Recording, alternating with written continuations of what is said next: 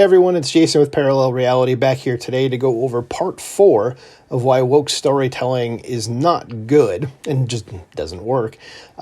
This part being the inversion of morality. And I'll explain that in a little more detail in a second. There's a lot more examples out there that I could possibly go into today, than what I'm going to actually go over. And we'll also use the example I've used in the previous few videos of the simple trope of the prince rescuing the princess and how the inversion of morality might change the way you look at things. So what do I mean by the inversion of morality? Well, pretty simple. The things that you and I would normally think of as, well, that's not good, are things that are being held up by wokies as, no, this is actually a good thing. And it could be very, very simple, small things that, you may not notice this because we're so desensitized to it that it just goes in one ear and out the other, for lack of a better phrase to put there, or in one eye and out the other because you're watching a movie or something. It does, stuff like that. So like specifically what I'm talking about here would be something like, you've seen in the last few years that you have people that are looting and robbing places, and like hurting people when they do that. But then you hear like the supposed hero character in the story be like, well, they're allowed to do that because of this reason. You also see the trope that all cops are bad. Okay.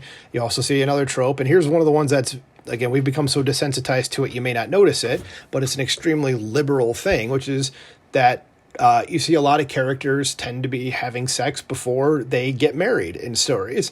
And again, that's something that, that just happens in movies and TV shows now that we just don't think anything of at this point, though, again, it is something that would be considered morally wrong, at least according to a Christian faith. I'm not Christian, just to reiterate that. But this is what I mean by that is like,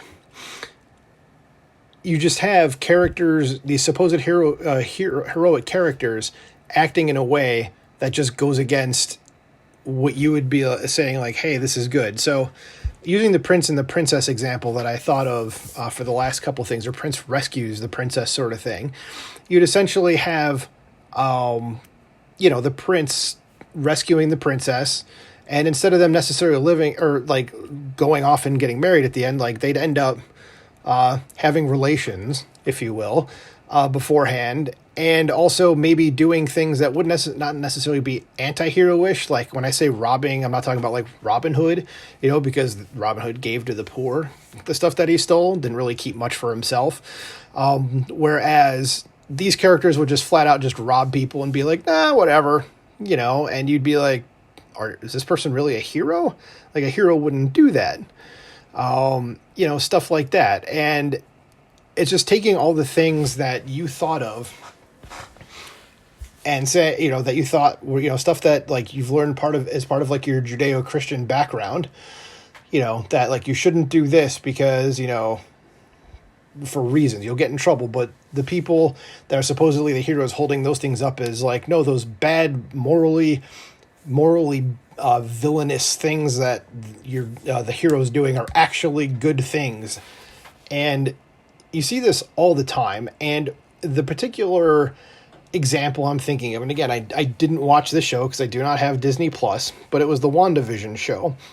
And I understand from, other videos I've seen from other folks and stuff like that, that there was a part, I think it was maybe in the final episode, where I guess the Scarlet Witch was holding an entire town hostage because she wanted her fake children to actually be real.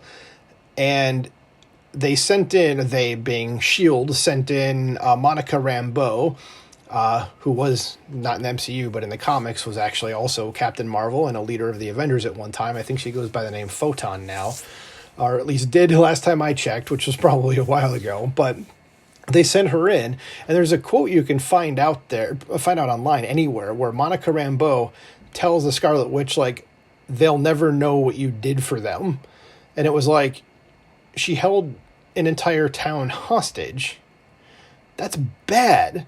And here's, the rescuing character who's supposedly a hero coming in here and essentially telling her, it was fine that you held this entire town hostage. Totally fine. There's nothing wrong with that. And essentially, Wanda gets away with it because then she goes off to the Doctor Strange movie, the Multiverse of Madness, and she's the villain in that movie. So she's essentially done a whole heel turn. But I can't understand, and nobody should be able to, why like a heroic character would come in and say, yeah, it was totally fine that you held this entire town hostage. And it wasn't just the holding them hostage, as far as I remember. Now I'm remembering the clips a little better. I think she also screwed with their minds a little bit to make them think like everything was okay. That's even worse, so, but it's being portrayed as a morally good thing, and it's obviously not. It's not even a morally great thing. That's just a bad thing.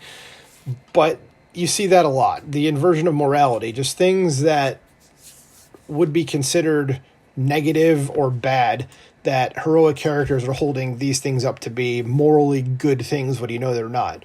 I can't tell you how many times in just the last few years I've seen that happen with a character that's supposedly good, that brings up that mentions something that they think is good that's really bad, and I've been like, that's not a good thing that they did that. But I just wanted to point this one out as well, to see what you guys thought about that and just why woke storytelling doesn't work. So in any case, let me know what you think. Like, share, and subscribe. Talk to you later.